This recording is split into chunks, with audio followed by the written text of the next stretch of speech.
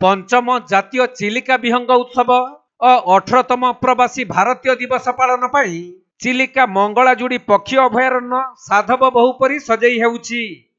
तबे चलित वर्ष ओडिशा रे आयोजित हेउछि 2 गोटी जातीय उत्सव। पंचम जातीय चिलिका विहंग उत्सव सांगकु 8 तारिख रु 18तम प्रवासी भारतीय दिवस पालित हेबो ओडिशा रे। सेथिपाई राज्य सरकार पक्षरु समस्त प्रस्तुति शेष पर्याय रे पहुंचीथिबा बेले 2टी उत्सव रे जोग देबा पई आसुथबा अतिथि मानकु चिलिकार विभिन्न पर्यटन स्थली बुलाइबा पई सरकार व्यवस्था करिसंती।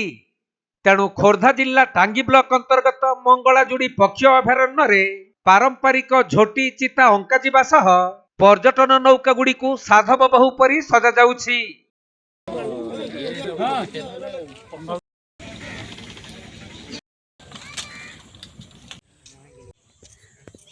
गोटे विजुअल थिबो बहुत पुराना विजुअल